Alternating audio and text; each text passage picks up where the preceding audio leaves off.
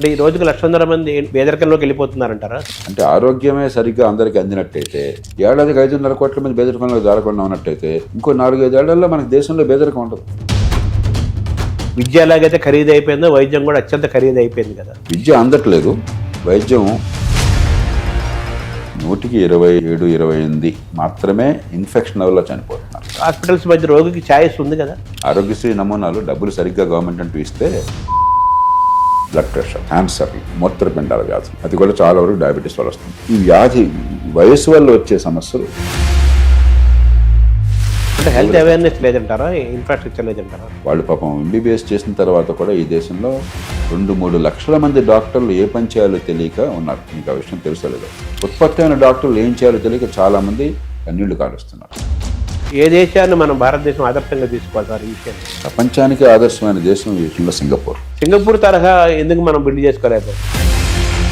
Budget పెంచాలంటున్నారు, అంతే చాలా. 1% చాలు. ఈ 1% ఎక్కడ ఖర్చు పెట్టాలి, ఎలా ఖర్చు పెట్టాలి? మంచి ప్రశ్న.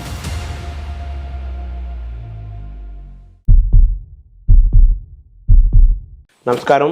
మనతో పాటు డాక్టర్ జయప్రకాష్ నారాయణ గారు ఉన్నారు. వారు ఐఏఎస్ అధికారిగా అందరికీ తెలుసు. అంతకు మించి హెల్త్ కేర్, ప్రతి మనిషి ఆరోగ్యంగా ఉండాలి, ప్రతి ప్రభుత్వం ఆరోగ్యంగా ఉండాలి, ప్రజలంతా ఆరోగ్యంగా ఉండాలి, దేశం ఆరోగ్యంగా ఉండాలి, ప్రపంచం ఆరోగ్యంగా ఉండాలని ఒక నేషనల్ హెల్త్ మిషన్ కోసం మొట్టమొదటిగా ఆలోచించిన వారు. వారికి వ్యక్తిగతంగానూ ఆరోగ్య స్పృహ ఉంది. అందరూ ఆరోగ్య స్పృహతో ఉండాలని, ప్రభుత్వాలు, వ్యక్తులు, ప్రజలు అందరూ కూడా ఉండాలని ఇప్పటి నుంచో వారు చేస్తున్న ఉద్యమాల్లో హెల్త్ కూడా, ఒక ఆరోగ్యం కూడా ఒక ముఖ్యమైన అంశము. ప్రస్తుతం మన భారతదేశం ఆరోగ్యపరంగా చూస్తే అనారోగ్యంగానే ఉందని చెప్పచ్చు. అనారోగ్య భారత్గానే మనం అభివర్ణించవచ్చు. ఆరోగ్యాన్ని ఎలా కాపాడుకోవాలి, అలా వ్యక్తిగత స్థాయిలోనూ ప్రభుత్వాల పరంగాను, హాస్పిటల్స్, కార్పొరేట్ హాస్పిటల్స్, డాక్టర్స్ వీళ్ళందరూ ఆరోగ్యమైన ఆలోచన విధానాన్ని ఎలా అలవర్చుకోవాలి, లోపాలేంటి, సమస్యలేంటి, పరిష్కారాలేంటి, వారి ద్వారా మార్గదర్శనం చేసుకునే ప్రయత్నం చేద్దాం. నమస్కారం. నమస్తే సార్. నమస్కారం. హెల్త్ అనేది చాలా, ఆరోగ్యమే మహాభాగ్యం అంటారు.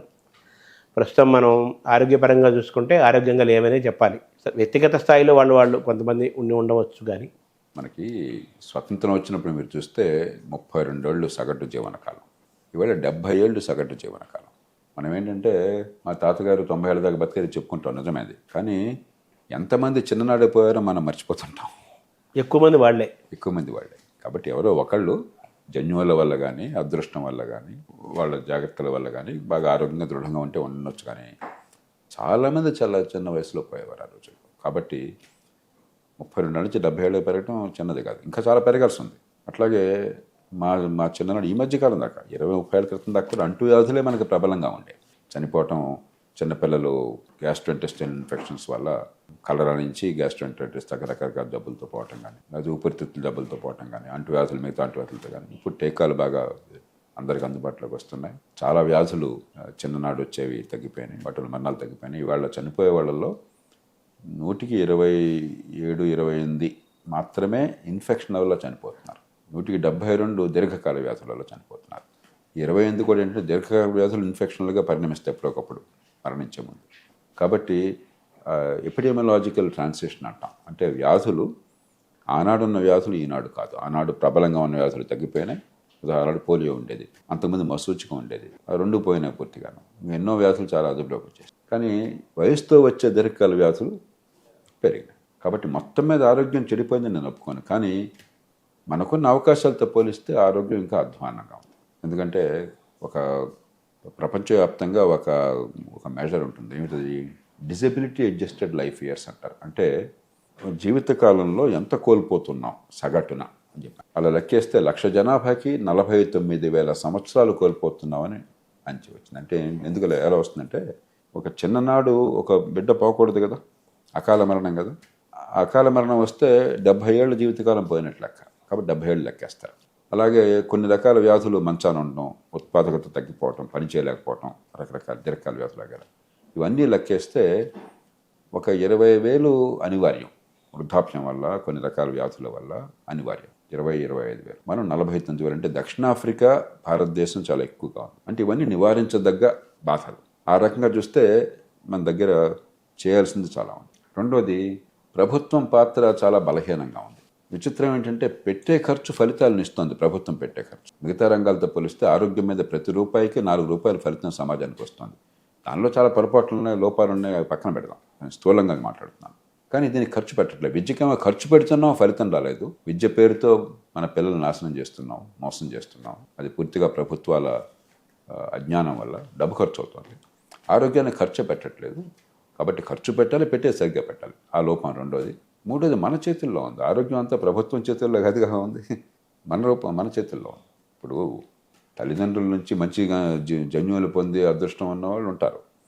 కానీ మన వ్యాయామం, మన ఆహారం, మన నిద్ర, మరి మనకి మానసికమైన ఒత్తిడి లేకుండా పని ఉల్లాసంగా చేసే అలవాటు, ఈ 4-5 అంశాలు చాలా కీలకమైనవి మన ఆరోగ్యానికి. అది మన చేతనంతా ప్రయత్నం చేయకపోవడం. నాలుగోది కాలుష్యం పెరిగిపోవడం. అది వాతావరణ కాలుష్యం కావచ్చు, ఆహారంలో కాలుష్యం కావచ్చు, విష పదార్థాలు తెలియకుండా మనకు చేరడం.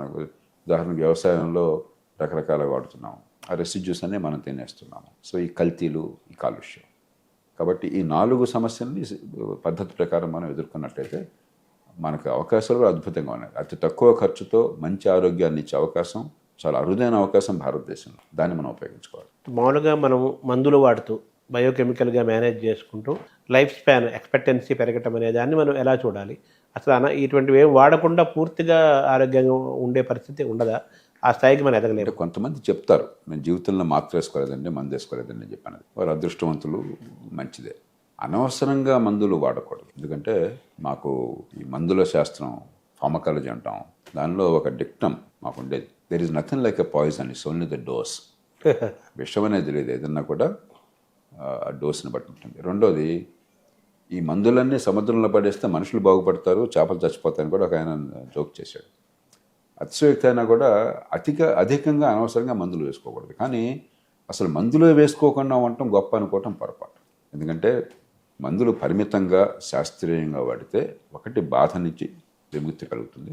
2 జబ్బుల్ని, ఉదాహరణకి టైఫాయిడ్ వచ్చింది, మందులు లేకుండా ఉండాలంటే మూర్ఖత్వం అవుతుంది. టైఫాయిడ్ వచ్చి మందులు లేకుండా ఉంటే కొన్ని సందర్భాల్లో పేగులు చిల్లు పడుతుంది, పెర్ఫరేషన్ వస్తుంది, మనిషి చచ్చిపోతుంది. కాబట్టి అనవసరంగా మందులు వాడడం, ప్రతిదానికి మందులు వాడడం, చిన్న నొప్పికి అదే పనిగా ఈ పెయిన్ కిల్లర్స్ వాడడం, ఇది తప్పు. కానీ అసలు మందులే వాడను నేను అని చెప్పన్నది సరైనది కాదు. ఆధునిక వైద్యంలో అద్భుతమైనటువంటివి ఉన్నాయి. దాన్ని సరైన రీతిలో శాస్త్రీయంగా పరిమితమైన మొత్తాదుల అవసరాన్ని బట్టి వాడినట్టయితే ఖచ్చితంగా జీవితంలో ఆనందం కలుగుతుంది. దేశాల్లో కంపేర్ చేసుకుంటే మనం హెల్త్ కేర్లో మన భారతదేశం ఎక్కడుంది? మన రాష్ట్రాలు ఎక్కడ ఉన్నాయి సార్? తెలుగు రాష్ట్రాలు ప్రభుత్వం ఇప్పటి వరకు చాలా అధ్వాన్నంగా ఉంది. ఎందుకంటే మొత్తం ఆ జాతీయ ఉత్పత్తిలో, జాతీయ ఆదాయంలో ఎంత శాతం ప్రభుత్వం ఖర్చు పెడుతుందనేది ఒక అంకె మనకి ప్రమాణం. అమెరికా లాంటి దేశంలో 9-10% ప్రభుత్వం నుంచి ఖర్చు అవుతుంది. దాదాపు అంతే మొత్తం సొంత ప్రైవేట్ ఇన్సూరెన్స్, హెల్త్ ఇన్సూరెన్స్ ఉంటుంది. బ్రిటన్లో దాదాపు 100-95% ప్రభుత్వమే ఖర్చు పెట్టింది, 105% ప్రైవేట్గా ఉంటుంది. బ్రిటన్లో 9-10% జాతీయ ఆదాయంలో ఖర్చు పెడుతున్నారు. ఇలా పాశ్చాత్య దేశాలు చాలా మేరకు 8-9-10% ఖర్చు పెడుతున్నారు ప్రభుత్వం పెట్టే ఖర్చు. చైనా దాదాపు 3.5-4% ఖర్చు పెడతాం. సింగపూర్ 3-3.5% ఖర్చు పెడతాం ప్రభుత్వం నుంచి. సింగపూర్లో ప్రైవేట్ రంగం నుంచి వ్యక్తులు వివిధ రూపాల్లో వాళ్ళకు 3-3.5%. మనం ప్రభుత్వం పెట్టే ఖర్చు భారతదేశంలో 1%, 1.1, 1.2 ఆ మధ్యలో ఉంటుంది. 1 ఇంత తక్కువ ప్రపంచంలో దాదాపు ఏ ఎన్నదగ్గ దేశంలోనూ లేదు ప్రభుత్వం పెట్టే ఖర్చు. కానీ ఈ పెట్టే ఖర్చు వల్ల ఫలితాలు వస్తున్నాయి, చాలా లోపాలు ఉన్నప్పటికీ కూడా. కానీ ఖచ్చితంగా ప్రభుత్వం గణనీయంగా దీన్ని పెంచాలి. 10%కి మనం వెళ్ళలేం, అవసరం కూడా లేదు. ఈ 1%ని కనీసం 2% చేస్తే, నా మటుకునే 40 ఏళ్ళ నుంచి ఉంటున్నారు 2% చేద్దాం, 3% చేద్దామని. జాతీయ సలహా మండలిలో నేను సభ్యుడిని యూపీఏ ప్రభుత్వంలో. వారు 2-3% దాకా తీసుకెళ్దామన్నారు. ఆ 1% అప్పటికి ఉంది, ఇప్పటికీ ఉంది, పెరగట్లేదు ఇన్నేళ్ల నుంచి. ఎందుకంటే జాతీయ ఆదాయం పెరుగుతుంది కాబట్టి 1% మొత్తమే డబ్బు ఖర్చు పెరగచ్చు. కానీ జాతీయ సంపదలో వాటాగా 1% మనం దాటలా, 1.1% దాటలా. కొన్ని ప్రయత్నాలు చేస్తున్నారు. ఆరోగ్యశ్రీ, అలాగే ప్రధానమంత్రి ఆయుష్మాన్ భారత్, ఇలాంటివన్నీ మన ఆరోగ్యశ్రీ నమూనాతో వచ్చింది. దానివల్ల ఎంతో కొంత మేలు జరుగుతుంది. కానీ ఆ మేలు పరిమితమైనది. ఏమవుతుంది? ఆరోగ్యం బాగుపట్ల ఆరోగ్యశ్రీ వల్ల. కాకపోతే పేదల మీద పడే భారం ప్రభుత్వం భరిస్తాం, అది మంచిదే. ఆర్థిక భారం వాళ్ళకు లేకుండా ఉంటుంది. కానీ ఆరోగ్యం బాగుపడకుండా ఉంటే ఉపయోగం ఏంటి? గతానికి ఇప్పటికీ ఆరోగ్యంలో తేడా ఏమీ లేకపోతే ఖర్చు మాత్రం నా బదులు ఇంకోటి భరిస్తుంటే ఇంకా మౌలికమైన ఏర్పాటు చేయాలి. ఆ ఆలోచన దేశంలో సరిగ్గా జరగడం. కాబట్టి మనకి 1 వ్యాధి నివారణ ఎట్లాగా, 2 తొలి దశలను గుర్తించి అప్పటి నుంచి అందులో దీర్ఘకాల వ్యాధులు వస్తున్నప్పుడు డయాబెటీస్ ఉన్నది, మధుమేహం ఉన్నది, రక్తపోటు ఉన్నది, మరో జబ్బు ఉన్నది. ఇవన్నీ ఒక్కరోజు వచ్చి మందిస్తే పోయేవి కాదు, ఒకసారి వచ్చాక దీర్ఘకాలం. కాబట్టి దీర్ఘకాలం దానికి ముందుగానే గుర్తించడం, దానికి తగ్గట్టుగా మన అలవాట్లలో, మన ఆహారంలో, వ్యాయామంలో జాగ్రత్తలు తీసుకోవడం, అవసరమైతే మందులు సరిగ్గా సరైన పద్ధతిలో వాడటం. ఇది లేకపోతే కాలక్రమేణా ఇవి తీవ్రమైన వ్యాధులకి దారితీసి, ప్రాణాపాయానికి దారితీసి ఖర్చు పెరుగుతుంది, ప్రాణాలు పోతే లేకపోతే ఆరోగ్యం దెబ్బతింటుంది. కాబట్టి అది ఊరికి ఆసుపత్రుల్లో పెద్ద మనం ఆపరేషన్ చేస్తే సరిపోయేది కాదు, ఆరోగ్యశ్రీ టైప్ ఉపయోగం లేదు, సరిపోదు. అంచేత మనకి మూడోది ఏమవుతుంది, ప్రతి చిన్న జబ్బు కూడా మీకు ఎప్పుడైతే సరిగ్గా ప్రాథమిక ఆరోగ్యాన్ని చూసేటువంటి వ్యవస్థ లేదో, మీరు ఒక్కసారి మరి గాంధీ హాస్పిటల్కో లేదా ఉస్మానియా హాస్పిటల్లో మొత్తం అన్నీ కలిపితే రోజుకు 10,000 మంది అవుట్ పేషెంట్లు వస్తారు. గాంధీ హాస్పిటల్ కనీసం 6-7 మంది వస్తారు ఉస్మానియాలో. గాంధీలో రోజుకు 4,000 మంది వస్తారు. All India institute medical sciences ఢిల్లీలో రోజుకి 10,000 మంది వస్తారు. ప్రపంచంలో 10,000 మంది అవుట్ పేషెంట్లు వచ్చేది హాస్పిటల్ ఇంకోటి లేదు. అది గొప్ప కాదు, అది మన బలహీనత. అంటే చిన్న జబ్బులకు కూడా గతి లేక పెద్ద ఆసుపత్రికి వెళ్లాల్సి వస్తాం. అంచేత ఆరోగ్యంలో మనం ప్రభుత్వం వరకు డబ్బులు ఖర్చు పెంచాలి, మరీ ఎక్కువ పెంచక్కర్లేదు, అంత శక్తి లేదు, అవసరం కూడా లేదు. కానీ పెట్టే తీరు కూడా మార్చాలి. ప్రైవేట్ రంగంలో అద్భుతమైన మార్పులు వస్తున్నాయి, కొన్ని మనం గర్వించదగ్గ మార్పులు వస్తున్నాయి. ఉదాహరణకి ఔషధాలు, మందుల విషయంలో ప్రపంచంలో మనం ఛాంపియన్. ప్రపంచానికి కావలసిన మందుల్లో దాదాపుగా 25-30% భారతదేశంలో ఉత్పత్తి అవుతున్నాయి. టీకాలు బహుశా 50-60% భారతదేశంలో ఉత్పత్తి అవుతున్నాయి ప్రపంచానికి. అతి తక్కువ ఖర్చుతో, అతి ఎక్కువ ప్రమాణంతో, మన్నికతో మనం ఉత్పత్తి చేయగలుగుతున్నాం. ఔషధ పరిశ్రమ అద్భుతంగా రాణిస్తుంది. అట్లాగే చాలా కీలకమైనటువంటి చికిత్సలు, గుండె ఆపరేషన్లు కావచ్చు, మోకాలు మార్పిడి కావచ్చు, లేకపోతే కిడ్నీ మూత్రపిండ మార్పిడి కావచ్చు, మరొకటి కావచ్చు, ప్రపంచంలో అతి తక్కువ ఖర్చుతో అత్యున్నత ప్రమాణాలతో మనం చేయగలుగుతున్నాం. కానీ సిస్టమ్స్ను మనం కొన్ని ఇంటర్వెన్షన్స్ బాగా చేస్తున్నాం, కానీ ఇంకా సిస్టమ్స్, నర్సింగ్, మిగతా ఇంటిగ్రేషన్ సిస్టమ్స్ సరిగ్గా లేవు. ఇంకా అశాస్త్రీయమైన పద్ధతులు చాలా అమలు జరుగుతుంది. దాని పెద్ద ఆలనా పాలన లేదు, దాని మీద సరైన నియంత్రణ లేదు. సరే, ఖర్చు భరించలేని పరిస్థితి వస్తుంది. ఎందుకంటే డిమాండ్ ఉంది కదా అని చెప్పని కోట్ల రూపాయలతో ఆసుపత్రులు పెడుతున్నారు. ఒక ఆసుపత్రి, ప్రైవేట్ ఆసుపత్రి మంచి ప్రమాణాలది తృతీయ స్థాయిలో టెర్షరీ కేర్ హాస్పిటల్ పెట్టాలంటే ఒక్కొక్క బెడ్కి సగటున 1 కోటి నుంచి 2 కోట్ల రూపాయలు అవుతుంది ఒక్క బెడ్కి. బెడ్ అంటే మంచం వేయటం కాదు, మొత్తం ఇన్ఫ్రాస్ట్రక్చర్, ఆసుపత్రి భవనం కావచ్చు, సదుపాయాలు కావచ్చు, ఎక్విప్మెంటు. ఒక ఎంఆర్ఐఏ ఆ టెస్లా లెవెల్ని బట్టి $1 మిలియన్ దగ్గర నుంచి $3 మిలియన్ దాకా. $1 మిలియన్ అంటే 8 కోట్లు, 8.5 కోట్లు ఇవాళ. 3 మిలియన్ అంటే 25 కోట్లు అయిపోయింది ఒక మెషిన్. అలాగే పెట్ స్కాను 2.5 మిలియన్ అవుతుంది. అట్లాగే స్టీరియోటాక్టిక్ రేడియోథెరపీ అనే ఒక యూనిట్ ఉంటుంది. అంటే రేడియోథెరపీని కరెక్ట్గా ఎక్కడ కావాలంటే అక్కడ పంపించేది. అది బహుశా $5 మిలియన్ అవుతుంది, 45 కోట్లు దాటుతుంది. ఒక్క మెషిన్, ఒక రూమ్లో పెట్టేది. అంతంత ఖర్చులు ఆధునిక వైద్యంలో. మనకేమవుతుంది, ఎప్పుడైతే సరైనటువంటి పద్ధతిలో ప్రాథమిక వైద్యము, ఆ తర్వాత ద్వితీయ స్థాయి లేకుండా పోయిందో, ప్రతి చోట ఒకటి ఇంత పెద్ద ఖర్చుతో చేయాల్సి వస్తుంది పోటీ కోసం అని చెప్పి. అంత ఖర్చు పెట్టాక మీటర్ తిరిగిపోతుంటుంది. ఎంత అప్పులు తీసుకొచ్చిన డబ్బు ఆ మీటర్ తిరిగిపోయినప్పుడు మరి బిల్లులు పెరిగిపోతాయి. అంచేత మనకి అన్ని అవకాశాలు ఉన్నాయి. ప్రభుత్వం కాస్త పట్టించుకుని ఒక పద్ధతి ప్రకారం చేస్తే, మనం పౌరులంగా మన ఆరోగ్యం గురించి మనకు వచ్చే జాగ్రత్తలు ఏ కుటుంబానికి వాళ్ళకి తీసుకున్నట్టయితే పెద్ద ఖర్చు లేకుండా మనం అద్భుతంగా చేయొచ్చు. అంటే మీరు చెప్పినవన్నీ ఇప్పుడు ఎక్స్ప్లెయిన్ చేశారు మీరు ఉదాహరణతోటి. ఈ ఎక్విప్మెంట్ కొనాలంటే ఎంత అవుతుంది, ఈ ఎక్విప్మెంట్ కొనాలంటే ఎంత అవుతుంది, ఇది కొనాలంటే ఎంత అవుతుంది, ఒక బెడ్, ఒక సింగిల్ బెడ్కి మీద ఇన్వెస్ట్ చేయాలంటే దాదాపు $1 కోటి ఖర్చు పెట్టాల్సి వస్తుంది. సింగిల్ బెడ్ అంటాం, డబుల్ బెడ్ అంటాం, 100 బెడ్ల హాస్పిటల్ అంటారు, 1000 బెడ్లు అంటుంటారు కదా. ఇలా కోట్లాది రూపాయలు, వేల కోట్లాది రూపాయలు ఒక కార్పొరేట్ ఆసుపత్రికి, ఒక మంచి ఇన్ఫ్రాస్ట్రక్చర్ హాస్పిటల్ పెట్టాలంటేనే పేషెంట్లే కానీ కస్టమర్స్ అయిపోతారు కదా. 1000 కోట్లతో మీరు హాస్పిటల్ పెడితే వడ్డీలే మీకు సంవత్సరం అయ్యేసరికి 80-90 కోట్లు అయిపోతుంది, 100 కోట్లు. మరి నిర్వహణ ఎట్లాగా? డాక్టర్లేమో చాలా మరి అత్యంత కష్టమైన విద్య. అవును, డాక్టర్ కావాలంటే ప్రపంచంలో ఎక్కడైనా సరే మంచి డాక్టర్ కావాలని చెప్పంటే ఇక ఏ వృత్తికి అంత కష్టపడక్కర్లేదు. ఆ పోటీ కానీ కష్టం కానీ అంత నేర్చుకోవాలి. అంత నేర్చుకుని కష్టపడేటప్పుడు, ప్రాణాన్ని కాపాడేటప్పుడు ప్రతిఫలం ఉండాలి. అలాగే నర్సులు అతి కీలకమైనటువంటి వృత్తి, వాళ్ళకి పారితోషికం కావాలి. వైద్య వృత్తిలో సిబ్బంది చాలామంది కావాలి. ఆసుపత్రిలో, ఒక్కొక్క ఆసుపత్రిలో కొన్ని వందల మంది సిబ్బంది ఉంటారు. కాబట్టి ఖర్చులు అవుతాయి. అయినప్పుడు మరి మనం భరించలేం. కాబట్టి తక్కువ ఖర్చుతో మంచి ఆరోగ్యాన్ని అందించడం ప్రభుత్వం, ప్రైవేటు కలిపి ఎలా అన్నది మనం లోతుగా ఇంకా చేయాలి. వైద్యం అనేది విద్య ఎలాగైతే ఖరీదు అయిపోయిందో వైద్యం కూడా అత్యంత ఖరీదు అయిపోయింది కదా. అది తేడా ఉంది. విద్య అందట్లేదు, వైద్యం పెట్టుకోవాలే కానీ, లేకపోతే ప్రభుత్వం ఖర్చు పెట్టలే కానీ అందుతోంది. ఎక్కువ భారం అయిపోతుంది కదా. ఖచ్చితంగా మన లెక్కల ప్రకారం ఏడాదికి మన దేశంలో 5.5 కోట్ల మంది, అంటే రోజుకు సుమారుగా 1.5 మంది కేవలం అనారోగ్య కారణంగా, ఆరోగ్యం అందకపోతే పని చేయలేరు, పని చేయక ఆదాయం పోతుంది, లేదంటే ఆరోగ్యం ఖర్చులు భరించలేక అప్పులు పాలవటమో, లేకపోతే డబ్బులు ఖర్చు ఉన్న డబ్బంతా ఊడిపోవటము కారణంగా సంవత్సరం మొదట బేదలు కాని వాళ్ళు సంవత్సరం అయ్యేసరికి ప్రతి సంవత్సరం పేదరికంలోకి జారిపోతుంది. అంటే వాళ్ళు పెద్ద డబ్బున్న వాళ్ళు కాదు, కానీ పేదరికం రేఖకి పైన ఉన్నారు, పావర్టీ లైన్. కానీ ఈ ఖర్చుతో మళ్ళీ కిందకి వెళ్ళిపోతున్నారు. తెలంగాణ, ఆంధ్రప్రదేశ్ 2 రాష్ట్రాలు కలిపితే ఏడాదికి 45 లక్షల మంది అంచనా ఇట్లాగా పేదరికంలోకి జారిపోతున్న వాళ్ళు. అంటే ఈ రోజుకి 1.5 మంది పేదరికంలోకి వెళ్ళిపోతున్నారంటారా? అదనంగా అంటే అంతకుముందు బేదలు కాని వాళ్ళు అయినా మొత్తం మీద బేదరికం తగ్గుతుందంటే మిగతా ఆర్థిక వ్యవస్థ కారణాల వల్ల, ప్రగతి వల్ల మళ్ళీ కొంతమంది బేదరికం బయటకు వస్తున్నారు. వెరసి మనం ఇంతమంది బేదరికం నుంచి బయటపడ్డారని చెప్తున్నాం.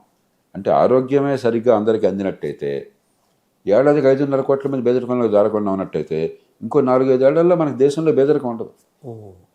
అలాగే అప్పుల పాలు గ్రామీణ ప్రాంతాల్లో కానీ పేదరికంలో ఉన్న వాళ్ళలో కానీ అత్యధిక కారణం అప్పుల పాలు కావడానికి అనారోగ్యం. హాస్పిటల్కి వెళ్ళాలంటేనే వాళ్ళ తలకు మించిన భారం అవుతుంది, అప్పులు చేసుకోవాల్సి వస్తుంది. ఎన్ని చేసినా కానీ అప్పులు తీరటం లేదు. దాంతో మాటిగా వాడు 1 కోటి రూపాయలు ఆస్తి ఉన్నవాడు వాడు మొత్తం 1,00,000కు వచ్చేస్తున్నాడు, 1,00,000 వాడు 1,000కు వచ్చేస్తున్నాడు. ఆ విధంగా ఆర్థిక అనారోగ్య భారతానికి అనారోగ్యమైన వాతావరణం. అంటే మనకి విషయం తెలిసిన వాళ్ళు, జ్ఞానం ఉన్న వాళ్ళకి తక్కువ ఖర్చు అవుతుంది, మంచి ఆరోగ్యంతో. అంటే స్మార్ట్గా ఉంటాం. అంటే వాళ్ళకి తెలుసు దేనికి ఎప్పుడు ఎలా ఏ రకంగా అంటారు. తెలియనప్పుడు మన మోసం చేసేవాళ్ళు, తప్పుదోవ పట్టించేవాళ్ళు, ఖర్చు ఎక్కువ పెట్టించేవాళ్ళు ఉంటారు. ఉదాహరణకి నేను 100 కోట్లు 1000 కోట్లు ఖర్చు పెట్టి ఆసుపత్రి పెట్టిన తర్వాత చాలా ఆసుపత్రులు ఏమవుతుంది, గ్రామాల్లో ఎవరో ఉంటాడు, ఆయనకి ఏమీ తెలియదు, వైద్యం తెలియదు, ఏదో మూలికలో మరొకటో పోతున్నాను బయట చెప్తున్నట్టు రకరకాల పనులు చేస్తున్నాడు. ఆర్ఎంపీఓ ఇంకోది అంటాం. వాళ్ళు ఈ హాస్పిటల్కి వాళ్ళు ఏజెంట్లుగా తయారవుతున్నారు. ఇక్కడ తీసుకురావటం, ఇక్కడ కొంత కమిషన్ పుచ్చుకోవటం వాళ్ళ బాధ్యత. అది అక్కడి దాకా వెళ్ళక్కర్లే అసలు. గోటితో పెదాన్ని గొడ్డల్లోకి వెళ్తున్నారు. ఖర్చు పెరిగిపోతుంది, భారం పెరిగిపోతుంది. మరి ఆసుపత్రి వాళ్ళకి ఇందాక అనుకున్నాం, ఎంత ఖర్చు పెట్టిన తర్వాత ఆసుపత్రి పెడితే మరి ఇన్వెస్టిగేషన్లో పోవడం రకరకాలు ఉంటాయి. కాబట్టి దేనికి ఏ రకమైన బాధకి ఎక్కడ ఏ స్థాయిలో నివారణ అని చెప్పనేది ఒక వ్యవస్థ ఏర్పాటు చేయకపోయేసరికి ఆరోగ్యం బాగుపట్టలేదు, ఖర్చు నడ్డి విరిగిపోతుంది. దీంతో ఏమవుతుంది, డాక్టర్ల మీద ప్రజలకు నమ్మకం పోయింది ఆల్రెడీ. వైద్య వృత్తిలో మీకు వైద్యంలో చికిత్స సరిగ్గా అందాలంటే సగం నమ్మకం వల్ల ఏమవుతుందంటే మీకు ఆత్మవిశ్వాసం అంటే మీ శరీరం కూడా గట్టిగా ఎదుర్కొంటుంది జబ్బుని డాక్టర్ కాదు నయం చేసేది, మీ శరీరమే నయం చేసుకుంటుంది. మనసు. డాక్టర్ సాయం చేయగలడు, మందులు సాయం చేస్తాయి, మందులు అవసరం, డాక్టర్ అవసరం. కానీ మీకు మనసు దృఢంగా లేకపోతే, మీకు ఆ నమ్మకం లేకపోతే మరింత కష్టం అవుతుంది. కాబట్టి దానివల్ల డాక్టర్లు నష్టపోతున్నారు వృత్తిగా, ప్రాణాలని కాపాడే వృత్తి. ఒకప్పుడు డాక్టర్ని దేవుడిలా కూర్చేవారు. మేమంతా ఔషధం చేస్తున్నప్పుడు మరొకటి చేస్తున్నప్పుడు పేషెంట్ డాక్టర్ని దేవుడిలాగా చూసేవాళ్ళు. ఇవాళ డాక్టర్ని చూస్తే చాలా కోపంతో ఎదుర్కొంటున్నారు జనం. డాక్టర్ తప్పేం కాదు, అక్కడ ప్రజలకి తెల్లకోటు స్టెథోస్కోప్ కనిపిస్తుంది. వ్యవస్థలో ఉన్న తప్పులు, ప్రభుత్వ అవైఫల్యం వాళ్ళకి అర్థం కాదు. ఈ ఆసుపత్రికి ఇన్ని ఖర్చు పెడుతున్నారు, వీళ్ళు తప్పు కాదని అర్థం కాదు. ఆ కోపంతో అక్కడ చూపెడుతున్నారు. అంటే ఇప్పటికీ రకరకాల పరీక్షల రూపంలో, రకరకాల రూపంలో మన హాస్పిటల్కి వచ్చిన వాడు ఎలాగైనా కానీ వాడికి బిల్లు భయంకరంగా ఇస్తే కానీ మనకు వర్కౌట్ అవ్వదని అలా అది కూడా నడుస్తుంది కదా. నడుస్తుంది. అందుకని నేను చెప్పేది, ఇప్పుడు ఏ జబ్బుకి ఏ స్థాయిలో ఏ రీతిన మనం ట్రీట్ చేయాలో చూడకుండా చిన్నదానికి పెద్దదానికి తీసుకెళ్తే అక్కడ ఖర్చు అయిపోతుంది, తప్పదక. కాబట్టి ఇది సమన్వయం చేయాలంటే ప్రభుత్వానికి మాత్రమే సాధ్యం. భారం ప్రభుత్వం భరించాలి. కానీ ప్రభుత్వం ఎప్పుడైతే సరిగ్గా చేయట్లేదో మనకి ప్రభుత్వాన్ని వదిలేసాం మనం, ఇంకెందుకంటే జైలు అని చెప్పాను. ఇదంతా డాక్టర్లమే పడుతున్నాం. డాక్టర్లకి మంచిది కాదు, ప్రజలకి మంచిది కాదు. కాబట్టి ఒక సరైన వ్యవస్థను ఏర్పాటు చేయటం, తక్కువ ఖరీదుతో, మనం 9-10% పెట్టే శక్తి లేదు. 1% సరిగ్గా పెట్టినా చాలు, 0.5% సరిగ్గా పెట్టినా చాలు. 0.5% జీడిపి అంటే ఈవేళ మన దేశం జీడిపి 325 లక్షల కోట్లు ఉంది, 330 లక్షల కోట్లు. 0.5% అంటే 165 లక్షల కోట్లు. ఆ మాత్రం డబ్బు ఒక్కరోజు పెట్టక్కర్లా. క్రమక్రమంగా కనుక మనం 3 ఏళ్లకి ఆ స్థాయికి తీసుకొస్తే 1,65,000 కోట్లు, 1,50,000 కోట్లు, 3 ఏళ్లకి 4 ఏళ్ళకి క్రమక్రమంగా ఏడాదికి 30-40 కోట్లు పెంచుతూ రాష్ట్రాలు దేశం కలిపి మొన్న పన్ను అయితే 1,00,000 కోట్లు ఒకసారి ఇచ్చేసాం మనం. కాబట్టి అది అవసరం. అది చేస్తే ఈ దేశంలో 5 కోట్ల మంది పేదలు గారు ప్రతి సంవత్సరం, ఎంతోమందికి దరిద్రం నుంచి విముక్తి కలుగుతుంది, మరి అప్పుల బాధ నుంచి విముక్తి కలుగుతుంది, ఉత్పాదకత పెరుగుతుంది, చాలా తక్కువ ఖర్చుతో ఎక్కువ ఫలితం అందించదు. అంటే ప్రైవేటు పబ్లిక్ భాగస్వామ్యం అంటారు, గవర్నమెంటు ప్రైవేట్ కార్పొరేట్ కలిసి ప్రయాణం చేస్తే ఆరోగ్యం బాగా ఇంప్రూవ్ అవుతుంది, మన హెల్త్ సిస్టమ్ బాగుంటుంది ఎందుకు అవసరం అంటున్నారు. అంటే ఇప్పుడు ప్రభుత్వం అన్ని పట్టించుకొని చేయాలన్నా కూడా చేయలేదు. ఇప్పుడు అంత శక్తి లేదు, ఆలస్యం అయిపోయింది. మనకి ప్రభుత్వం 25-30% ప్రభుత్వం పెడుతున్న ఖర్చు, 70% ప్రైవేట్ రంగం నుంచి వస్తుంది.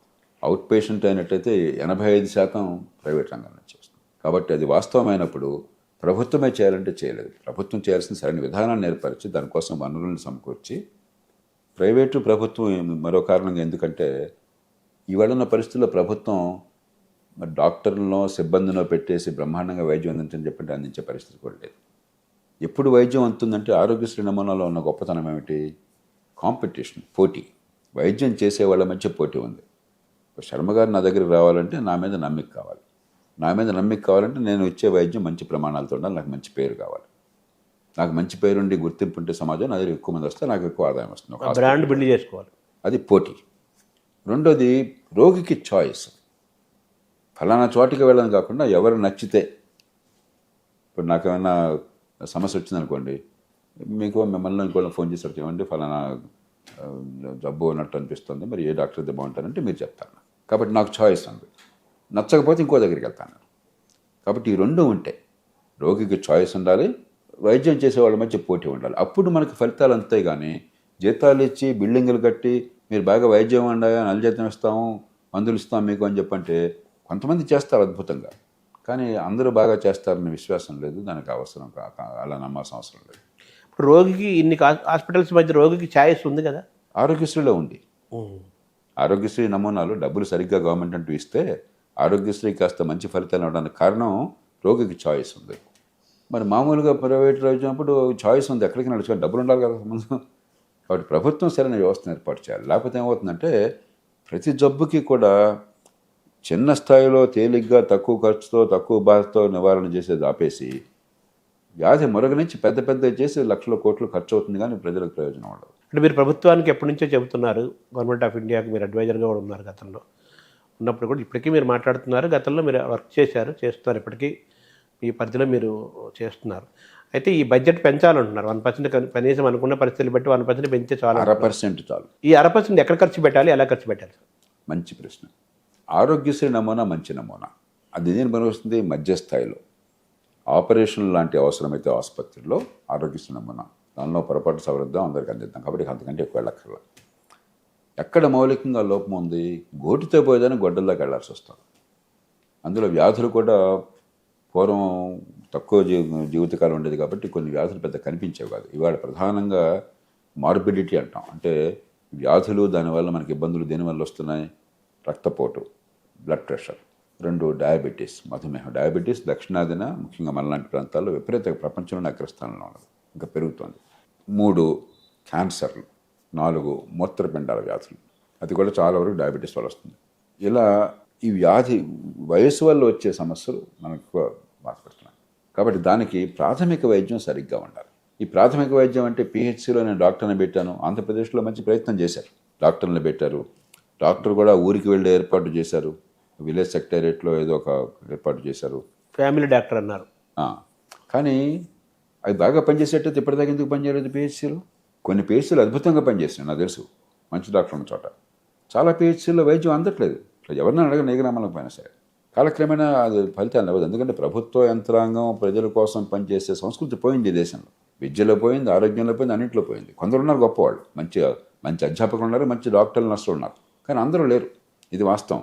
గవర్నమెంట్ ఆఫీసుల్లో మనం చూస్తున్నాం ఎలా ఉంటుందో. కాబట్టి అక్కడ ఒక్కటి మీరు ఊహించండి, ఒక చిన్న టౌన్ ఉంది, చుట్టుపక్కల 1,00,000 జనాభా ఉన్నది, 30-40 గ్రామాలు ఆ టౌన్ కలిపి. ఏ ఊరికైనా 5-10 కిలోమీటర్ల దూరంలో టౌన్ ఉంది, 10 కిలోమీటర్ల దూరంలో. మామూలుగా ఇప్పుడు వెళ్తుంటే అలాగే మరి ఎరువులు కొనుక్కోవాలన్నా, సినిమాలు చూడాలన్నా, పూర్వం సినిమాలు చూసే కాలంలో మరి ఏమైనా షాపింగ్ దానికి వెళ్ళాలన్నా కూడా మామూలుగా ఆ టౌన్కి వెళ్తుంటాం మనం. అలాంటి టౌన్ ఉంది.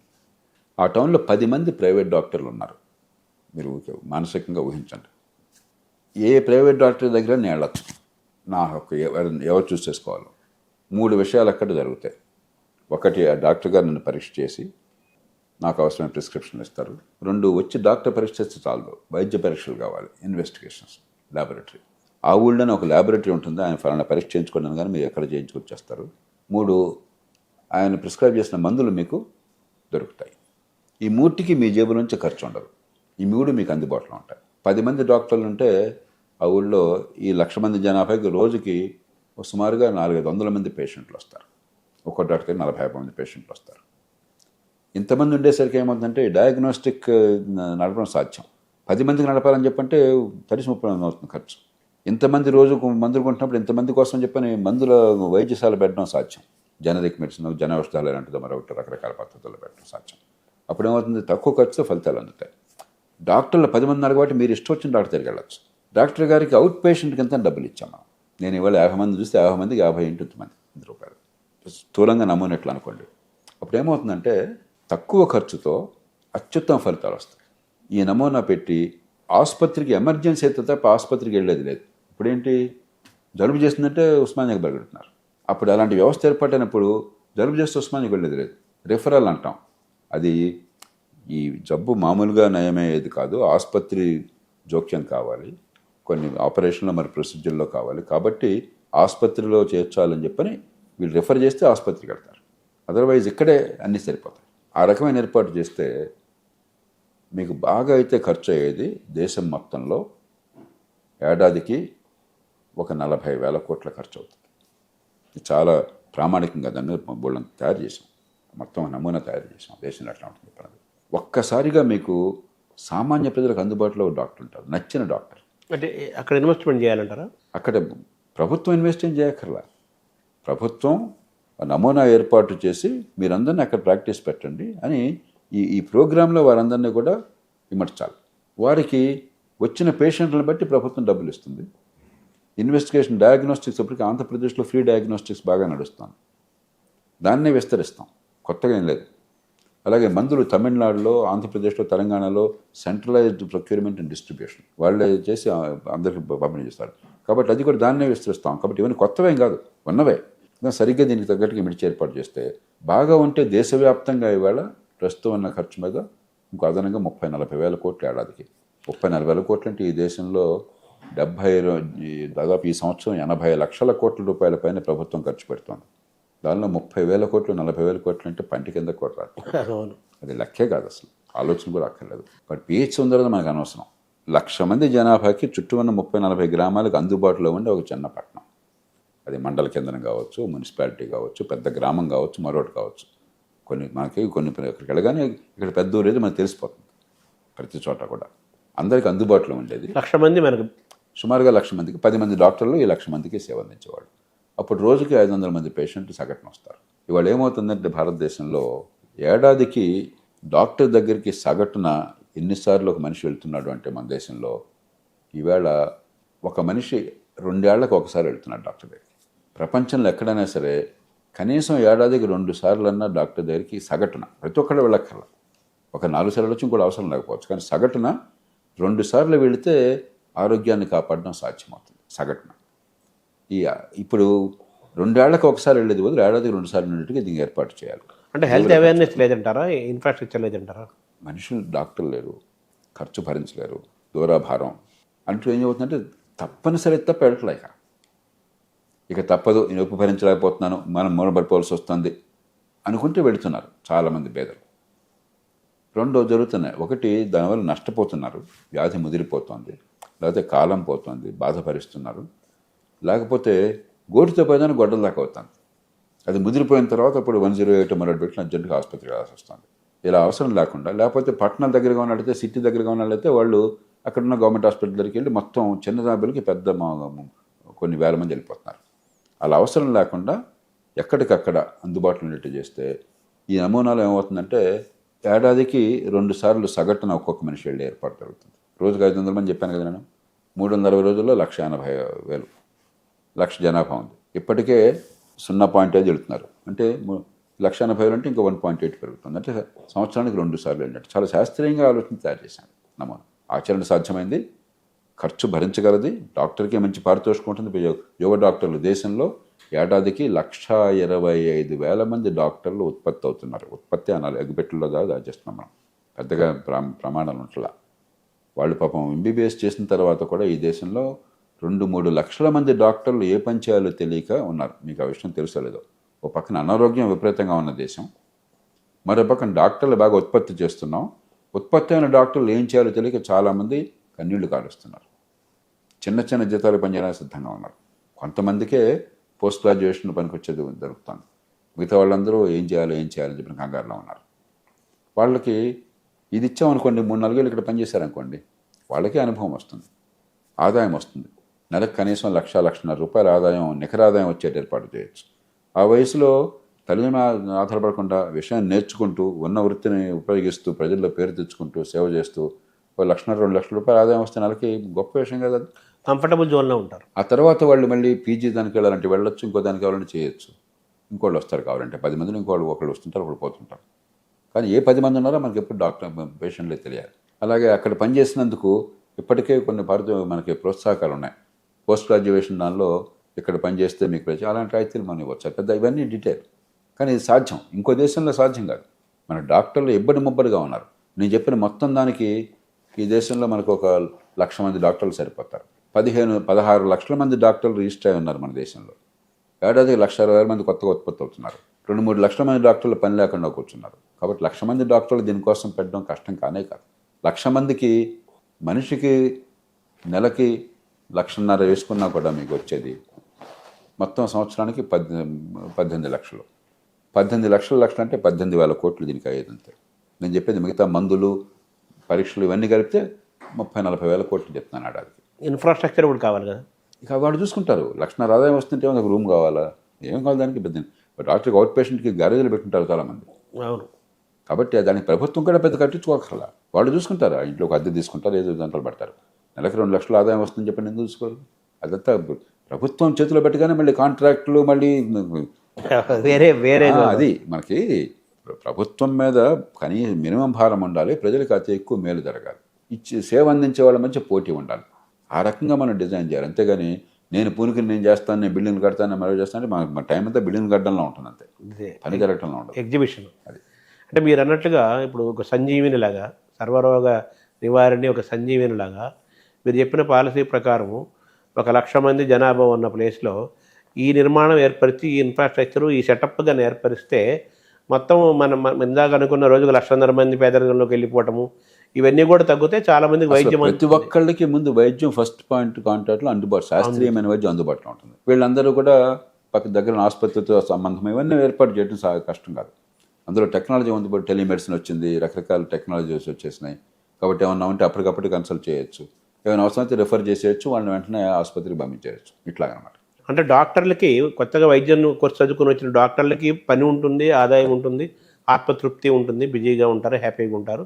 అట్ ది సేమ్ టైం సామాన్యుడికి, పేషెంట్ వాడికి సర్వీసు అందుబాటులో ఉంటుంది. ఇది ఒక్కటి పాటిస్తే చాలంటారా, ఇంకేమైనా సూచిస్తున్నారా? రెండోది పెద్ద ఆసుపత్రులు. ఏమైంది ఇప్పుడు ఉస్మానియా చూడండి, గాంధీ చూడండి, మనకి ఉదాహరణ ఎక్కడికి వెళ్ళక్కర్లా. మనకి ఇందాక అనుకున్నాం మనం, ఒక్కొక్క బెడ్కి ప్రైవేట్ ఆసుపత్రుల్లో 1-2 కోట్ల రూపాయలు ఖర్చు అవుతుంది. బిల్లింగ్ ఎంత అంటే, నేను చాలా ఏళ్ల క్రితం నేను ఆరోగ్యాన్ని గురించి నీతి ఆయోగ్లో నేను ఉంటే, ఒక పెద్ద ఆరోగ్య కంపెనీ చైర్మన్ అక్కడ వచ్చారు. ఆయన నాకు పరిచయం చేసుకున్నాను. నేను ఫలానా అని చెప్పాను, పేరు అది చెప్పాను. నేను చాలా ప్రసిద్ధమైన ఆరోగ్య కంపెనీ, దేశంలో ఆసుపత్రుల్లో ఒక చైన్ అనమాట. నేను అడిగాను ఆయన, నేను చెప్పేది 10 ఏళ్ల క్రితం, ఎంత ఖర్చు అవుతుందంటే ఒక ఆసుపత్రిలో నిర్మాణానికి పర్ బెడ్ ఎంత అవుతున్నాను? 1 కోటి రూపాయలు అవుతుంది సార్ అన్నాడు. బిల్డింగ్ సంవత్సరానికి ఎంత ఉంటుందండి సగటున అన్నాను. 1 కోటి రూపాయలు సార్ అన్నాడు. ఒక బెడ్కి సంవత్సరానికి 1 కోటి రూపాయలు బిల్లింగ్. పెద్దగా లాభం ఉండదు. అంటే సుమారుగా 1 కోటి రూపాయలు ఒక బెడ్కి ఖర్చు అవుతుంది. అంటే రోజుకి 25-30 వేలు ఖర్చు అవుతుంది. సంవత్సరానికి 1 కోటి రూపాయల బెడ్కి. ఉస్మానియాలో ఒక మెడికల్ కాలేజ్ ఉంది, నర్సింగ్ కాలేజ్ ఉంది, గాంధీలో కూడా అంతే. ఆసుపత్రిలో వైద్యులు రోగులకు సేవలు అందించడం కాకుండా మెడికల్ కాలేజ్, టీచింగ్, నర్సింగ్ ఇవన్నీ నడపాలి. ఈ మొత్తం కలిపి ఎంత ఖర్చు అవుతుందో తెలుసా మీకు?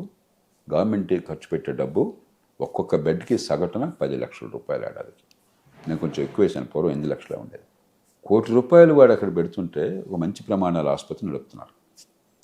మరి ఉస్మానియా గాంధీలో 10 లక్షల రూపాయలతో ఎలా నడుపుతారు మీరు? ఇవాళ అత్యాధునికమైన సాంకేతిక విజ్ఞానం ఉన్న తర్వాత మీరు సేవలు గట్టిగా ఎలా అందించగలుగుతారు? దానికి తగ్గట్టుగా క్లిక్కిరిసి కొన్ని వేల మంది పాపం నిరుపేదలందరూ కూడా ఆశతో ఆరోగ్యవంతంగా వస్తారు. దానికి సౌకర్యాలు ఎక్కడున్నాయి?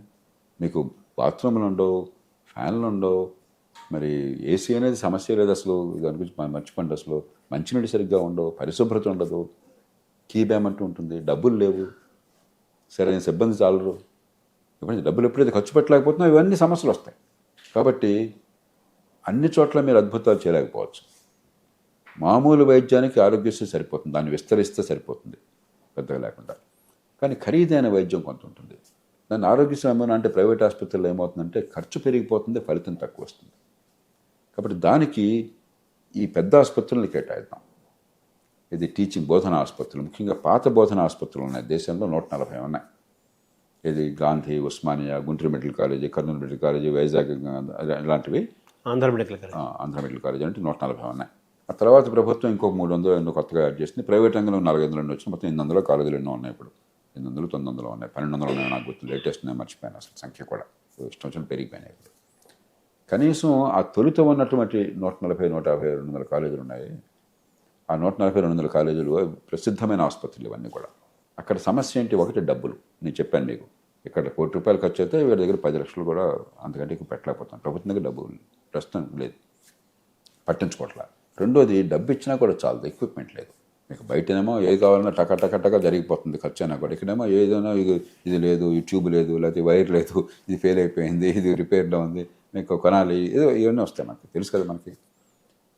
మూడోది, ఆ రోజుల్లో 50 ఏళ్ల క్రితం మేము వైద్యం చదువుతున్నప్పుడు ఉదాహరణకి సమాజంలో బెస్ట్ డాక్టర్లు మా టీచర్లు. వాళ్ళంతా టీచింగ్ ఆసుపత్రుల్లో ఉండేవాళ్ళు, పెద్ద ఆసుపత్రుల్లో ఉండేవాళ్ళు. ఇవాళ ఒక్కసారి మీరు చుట్టూ చూడండి, సమాజంలో చాలా ప్రసిద్ధమైన డాక్టర్లు ఎంతమంది గవర్నమెంట్ ఆసుపత్రుల్లో పనిచేస్తున్నారు?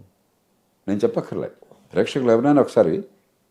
ఆనాడు సమాజంలో బెస్ట్ డాక్టర్ అంటే 100కి 90 మంది గవర్నమెంట్ ఆసుపత్రుల్లో పనిచేస్తున్నారు. ఇప్పుడు రివర్స్ అవుతుంది కదా. ఇవాళ మార్కెట్లో ఉన్న పరిస్థితుల వల్ల అక్కడ కొద్ది మందే ఉన్నారు. వాళ్ళు జీతం కోసం ఎవరు రారు. కాబట్టి వాళ్ళతో ఒప్పందం కుదుర్చుకుని ఫ్లెక్సిబుల్గా వాళ్ళందరికీ ఒక గ్లామర్ ఉంటుంది. ప్రతి గొప్ప డాక్టర్కి గొప్ప టీచర్గా ఉండాలని గ్లామర్ ఉంటుంది. తర్వాత తరానికి నా వైద్య నైపుణ్యాన్ని అందించి వాళ్ళని తయారు చేయాలని చెప్పినది అది ఆ అట్రాక్షన్ మీకు నేను చెప్పలేని మాటల్లో. ఏ గొప్ప డాక్టర్ అయినా సరే గొప్ప డాక్టర్లు అలాంటి తయారు చేయాలని కోరిక ఎప్పుడు ఉంటుంది. దాన్ని ఉపయోగించుకుని వాళ్ళ ఉద్యోగానికి వాళ్ళు రారు. వాళ్ళకి వచ్చే ఆదాయం, వాళ్ళ ప్రతిష్ట, గవర్నమెంట్లో మీ బోర్డు ఉద్యోగం కోసం వాళ్ళు ఎందుకు వస్తారు? వాళ్ళని గవర్నమెంట్ ఆసుపత్రుల్లో ఫ్లెక్సిబుల్ మోడల్స్, పూర్వం ఆనరీ ప్రొఫెసర్ సిస్టమ్ ఉండేది. ప్రైవేట్ డాక్టర్లే వాళ్ళు, కానీ చాలా గొప్ప వాళ్ళ పేరు ఉన్నవాళ్ళు. కాబట్టి ఒక యూనిట్ వాళ్ళ చేతుల్లో ఉండేది, ఏదో పారితోషికం చిన్నది ఉండేది. దానికోసం వచ్చేవాడు కదా. ఒక ఆనరీ ప్రొఫెసర్ అంటే గౌరవము, ఈ పిల్లలకి పాఠాలు నేర్పుతున్నారు, నెక్స్ట్ జనరేషన్కి పాఠాలు నేర్పుతున్నారు అన్న గౌరవం. కాబట్టి వాళ్ళ సమాజంలో ప్రసిద్ధులైన ఆ రంగాల్లో నిష్ణాతులైన డాక్టర్లని కొన్ని ఫ్లెక్సిబుల్ మోడల్స్తో ఉంటే మీరు వారానికి ఇన్ని గంటలు దీనికోసం అండి, మిగతా మీరు చూసుకోండి. ఇప్పుడు మీరు చెప్పినవి జరగట్లేదు కదా. అది నేను చెప్పేది చేయాలి. అది ఈ రెండు చేశారనుకోండి, ఏమవుతుందంటే ఈ 10 లక్షల బదులు క్రమక్రమంగా 25 లక్షలు చేయండి బెడ్కి పెట్టే ఖర్చు. దాంతోపాటు ఈ డాక్టర్ని తీసుకోండి. ఈ రెండు చేస్తే, దీంతోపాటు మూడోది ఇంకొకటి చేస్తుంది, వైద్య శిక్షణలో వైద్యులు చాలా తెలివి గల వాళ్ళు పెద్ద పోటీలో వైద్య విద్యకు వస్తున్నారు. బ్రహ్మాండంగా నేర్చుకుంటున్నారు, పూర్వం కంటే ఎక్కువ నేర్చుకుంటున్నారు. కానీ పుస్తకాల్లో నేర్చుకునేది వేరు, అనుభవంతో వచ్చేది వేరు. వైద్య వృత్తిలో అనుభవం లేకపోతే పేషెంట్ కేర్లో రోగిని చూసి చికిత్స చేయడం, మీరు పుస్తకాలు ఎంత నేర్చుకున్నా కూడా కాన్ఫిడెన్స్ రాదు, ప్రాక్టీస్. దానికోసం వాళ్ళు పాపం వైద్యం ఎంబీబీఎస్ పట్ట పొందిన తర్వాత కూడా కక్కావికలు అయిపోతున్నారు. మళ్ళీ పీజీ చేయాలి, తర్వాత కూడా కొన్నేళ్ళు ఎవరి దగ్గర పని చేయాలని చెప్పాను. కాబట్టి వైద్య శిక్షణలో ప్రమాణాలు పెంచడానికి కొన్ని పద్ధతులు ఉన్నాయి.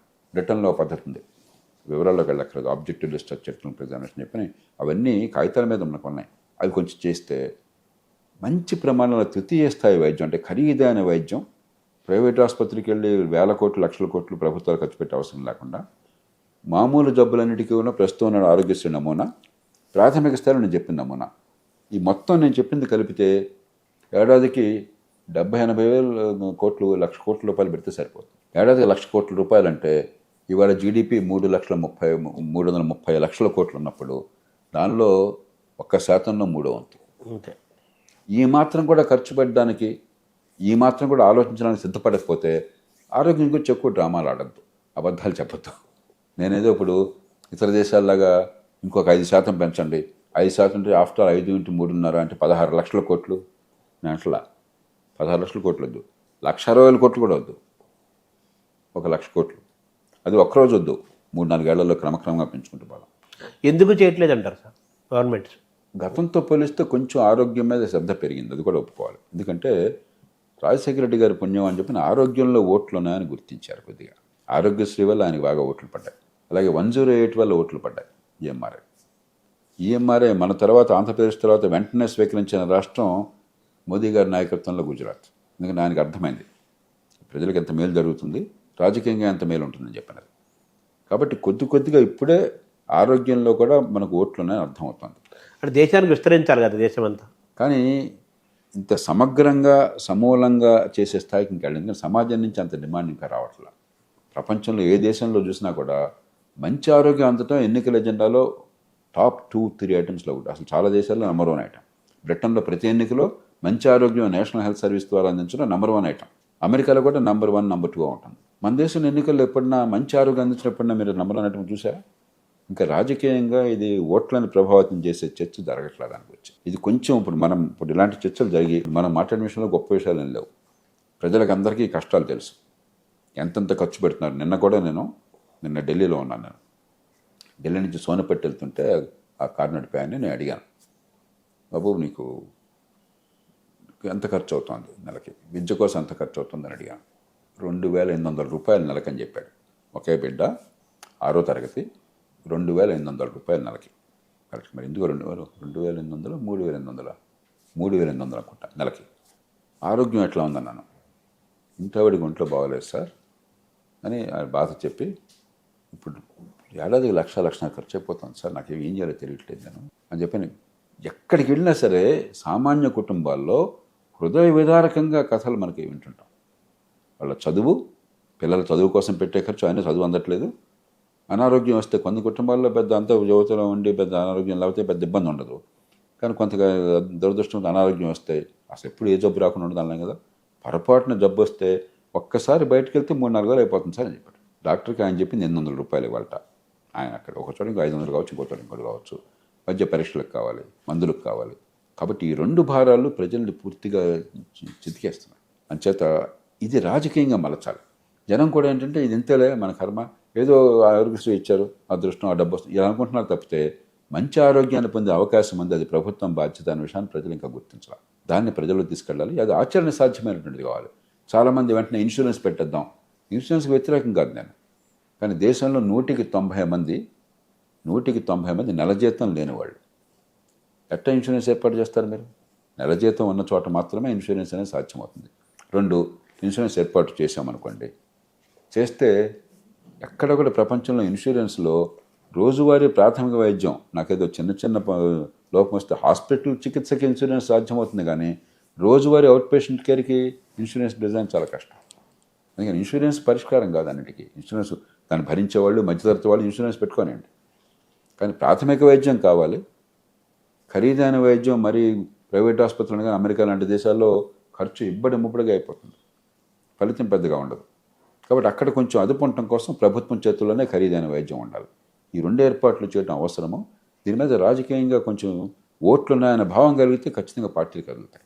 సరిగ్గా ఆరోగ్యం అంటే ఇప్పుడు మనం చెప్పినటువంటి నమూనా స్థూలంగా ఈ సరిగ్గా చేస్తే అతి తక్కువ ఖర్చు, ప్రపంచంలో ఏ దేశంలోనూ లేనంత తక్కువ ఖర్చుతో మంచి ప్రమాణాల ఆరోగ్యం ప్రజలందరికీ అందుతుంది. అద్భుతమైన ఆరోగ్యాన్ని అంటలా, అమెరికా ఆరోగ్యం, బ్రిటన్ ఆరోగ్యాన్ని అంటలా, కానీ మంచి ఆరోగ్యం. కొన్ని విషయాల్లో అమెరికా, బ్రిటన్ కంటే మెరుగుమంది. ఎందుకంటే అక్కడ బ్రిటన్లో డాక్టర్ అపాయింట్మెంట్ కావాలి, లేకపోతే ఒక ఇన్వెస్టిగేషన్ జరగాలంటే 6 నెలలు 9 నెలలు వెయిట్ చేయాలి కొన్ని సందర్భాల్లో. వాళ్ళు భరించలేకపోతున్నారు. అది ఎమర్జెన్సీ అయితే తప్ప డాక్టర్ని చూడడమే కష్టం అవుతుంది. జనం అంతా చాలా కష్టంగా ఉన్నారు. ఇంకా మనం మెరుగు. కాబట్టి కొద్దిగా ఉపయోగించుకొని మనకున్న అవకాశాలని, మంచి ఆరోగ్యాన్ని ఈ దేశంలో అందరికీ తక్కువ ఖర్చుతో అందించడం సాధ్యం. అంటే నరేంద్ర మోదీ వాళ్ళ రాష్ట్రం గుజరాత్లో ఆయన మొదలుపెట్టాడు కదా హెల్త్ అద్భుతమైన కేంద్రాన్ని ఆయన ప్రారంభించారు. అది ఎలా ఉంది సార్? అది మీరు అబ్జర్వ్ చేశారా, చూసారా? వివరాలు తెలివి నాకు అర్థమైనంత వరకు ఏంటంటే మన ప్రాచీన సంప్రదాయంలో చాలా ఉన్నాయి వైద్యంలో మెలకువలు. దానిలో కొన్ని పనికొచ్చేవి, కొన్ని పనికిరానివి. ప్రాచీన దాని అంతే కదా. మనం ఇప్పుడు ఆ పునాదుల మీద నిలబడ్డాం కదా. అవును. ఆ గతంలో కొన్ని తెలిసినవి ఉన్నాయి, కొన్ని తెలియనివి ఉన్నాయి. మన దేశంలో ఈ క్షీర న్యాయం ఏది పనికొస్తుంది, ఎలా పనికొస్తుంది శాస్త్రీయంగా పెద్దగా పరిశోధన జరగల. దానికోసం కేంద్రాన్ని ఏర్పాటు చేశారు. WHO నుంచి కూడా డైరెక్టర్ జనరల్ కూడా వచ్చారు. అది మంచిది. అది దీర్ఘకాలం ఈ దేశానికి అవసరం. ఎందుకంటే ఇప్పుడు చైనా ఉంది ఉదాహరణకి. 2UU అని ఒక ఆమె ఉన్నది చైనాలో. 2015 సంవత్సరంలో కరెక్ట్గా 10 ఏళ్ల క్రితం ఆవిడకి నోబెల్ ప్రైజ్ వచ్చింది వైద్యంలో. ఎందుకు? ఆవిడ మామూలు డాక్టర్ కూడా కాదు. ఆవిడ చైనీస్ మూలికల వైద్యంలో ఒక విభాగం ఉన్నది అక్కడ. మన హెర్బల్ మెడిసిన్ లాగా ఆ శాఖ చూస్తుండేది. మావో సెట్టింగ్ ఒకసారి ఆవిడని పిలిచి, అమ్మ మన మనకున్నటువంటి ప్రకృతి మూలికల్లో చైనీస్ సంప్రదాయ వైద్యంలో ఈ మలేరియాను అదుపు చేయడం కోసం ఏమైనా ఉన్నాయని చూడమన్నారు.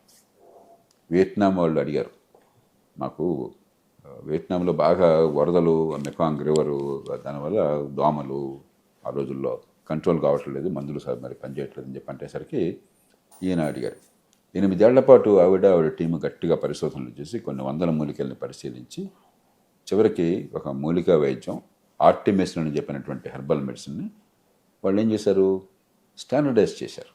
ఆధునిక వైద్య పరీక్షలు నిర్భయగా చేసి పరిశోధనలు చేసి ఇప్పుడు కూడా ప్రపంచం అంతా కూడా ఆర్టిమిసిన్ అనేది మలేరియాకి ఒక కీలకమైన మందు అయిపోయింది. ఆ కారణంగా నోబెల్ ప్రైజ్ వచ్చింది. మనకు కూడా అలాంటి బోర్డు ఉన్నాయి.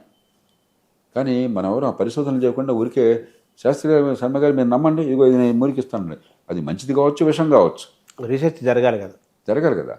ఇప్పుడు మన సంప్రదాయంలో చాలా గొప్ప వైద్యం ఆ రోజుల్లో ఉంది. ఉదాహరణకి లెప్రసీ వ్యాధికి, కుష్టి వ్యాధికి మొట్టమొదటి మందు భారతదేశంలో వచ్చింది, చాల్ముగ్ర అంటారు. ఆ చాల్ముగ్ర నూనె వాడేవాళ్ళు బౌద్ధుల కాలం నుంచి. అలాగే రక్తపోటుకి మొట్టమొదటి మందు భారతదేశం నుంచి వచ్చింది, సర్పగంధం నుంచి, రిసర్పిన్ అని చెప్పి అంటాం. ఆ తర్వాత వాడడం మానేసింది. రిసర్పిన్ వల్ల చాలా సైడ్ ఎఫెక్ట్స్ ఉన్నాయి, పనిచేస్తుంది కానీ రక్తపోటుకి చాలా వేరే సైడ్ ఎఫెక్ట్స్, మంచి మందులు వచ్చినాయి. అలాగే ఈ టీకాలు ప్రపంచంలో మొట్టమొదటి వచ్చింది భారతదేశంలో.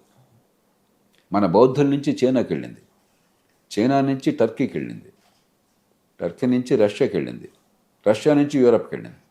సో మన ఎల్లాప్రగడ సుబ్బారావు గారు అంటే వాళ్ళు కూడా అది ఆధునిక వైద్యంలో గొప్ప పనిచేసి. కాబట్టి మన సంప్రదాయంలో గొప్ప వైద్యాలు ఉన్నాయి, కానీ అన్నీ మంచివి అనుకోకూడదు. ఉదాహరణకి మనకి ఒక పిచ్చి ఆలోచన ఉండేది, మీకు చిన్నప్పుడు గుర్తింపుడు మానేసే, అదే పప్పు తింటే చీము పడుతుందని. అంతకంటే మూర్ఖపు ఆలోచన అది. పప్పు అనేది మాంసకృతులు, శాకాహారులకి మాంసకృతులు తినకపోతే శరీరం చచ్చిపోతుంది. శరీరం ఎదుర్కోవాలి వ్యాధి అంటే మాంసకృతులు బాగా ఉండాలి, అదే మెయిన్, ప్రోటీన్ బాగా ఉండాలి. అది తెలియక పప్పు తింటే చింబడుతుందని చెప్పేవాళ్ళు మీకు గుర్తుందో లేదు? అవును, విన్నాను చిన్నప్పుడు. అలాగే దెబ్బ తగిలితే పేడ ఏదో పూసుకునే వాళ్ళు, మట్టి ఏదో, దానిలో క్రిములు ఉంటాయి, ఇన్ఫెక్షన్ పెరుగుతుంది. కాబట్టి మంచి ఉంది, మూర్ఖత్వం ఉంది, ఇవి వేరు చేయాలి. దానికోసం చెప్పిన ప్రయత్నం జరుగుతుంది. మన భారతదేశంలో ఏ రాష్ట్రం ఈ హెల్త్ కేర్లోనూ ఏది బాగుందంటారు అంటే ప్రభుత్వ పరంగా, ప్రజల పరంగా? కేరళ ఏమని చెప్పారు? కేరళ, తమిళనాడు ఉన్నంతలో కేరళనేమో మొదటి నుంచి కొంచెం శ్రద్ధ ఉన్నది అక్కడ. తమిళనాడు ఖచ్చితంగా చాలా మంచి ప్రయత్నాలు చేస్తోంది. పిహెచ్సిల సంఖ్య కానీ, అక్కడున్న సిబ్బంది కానీ, ప్రజలకు అందించే సేవలు కానీ, మందుల్ని కేంద్రీకరించేయడం కానీ. అలాగే ఆంధ్రప్రదేశ్లో కొన్ని ప్రయోగాలు గతంలో చంద్రబాబు నాయుడు గారు ఉన్నప్పుడు 2014 దాకా, 14 నుంచి 19 దాకా మొట్టమొదటిసారిగా దేశంలో ఈ ఫ్రీ డయాగ్నోస్టిక్స్ ఆంధ్రప్రదేశ్ దానికి పయనీర్. కాబట్టి ఒక్కొక్క విషయంలో ఒక్కొక్క రాష్ట్రం, ఆరోగ్యశ్రీ ఉమ్మడి ఆంధ్రప్రదేశ్ పయనీర్, అట్లా ఒక్కొక్క విషయంలో ఒక్కొక్క రాష్ట్రం ముందున్నది.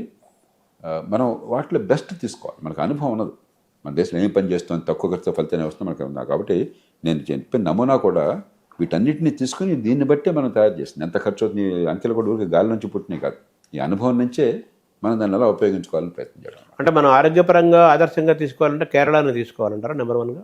కేరళ, తమిళనాడు కూడా చెప్పాలి.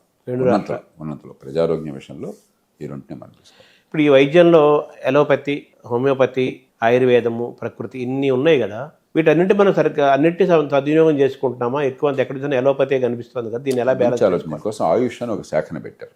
ఆయుర్వేద, యునాని వగైరా వగైరా అని చెప్పి పెట్టారు. కానీ ముక్కుబడిగా ఏమవుతుందంటే మనకి క్యాఫిటేరియా సిస్టమ్ అంటాం. ఏ జబ్బుకైనా నీ ఇష్టం వచ్చింది ఎంచుకోవచ్చు, నీకు ఇది కావాలి అది కావాలని చెప్పి, ఇది కరెక్ట్ కాదు.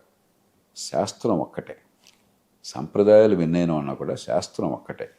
కాబట్టి మనం చేయాల్సింది ఏంటంటే, ఇందాక చెప్పాను, చైనాలో టీయూ లాగా ఏది పనికొస్తుంది ఏది పనికొస్తుంది నిర్ధారణ చేయడం దేశంలో జరగల. ఇప్పుడు ప్రయత్నం మొదలెట్టారు, చాలా ఆలస్యంగా మొదలెట్టారు నా దృష్టిలో.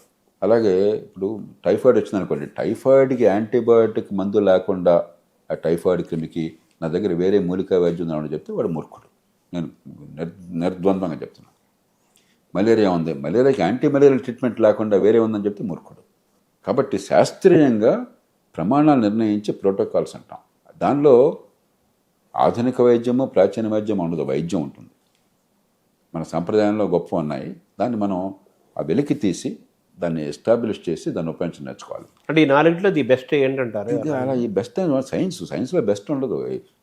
ఏది ప్రమాణాలు నిలబడుతుందో అది బెస్ట్.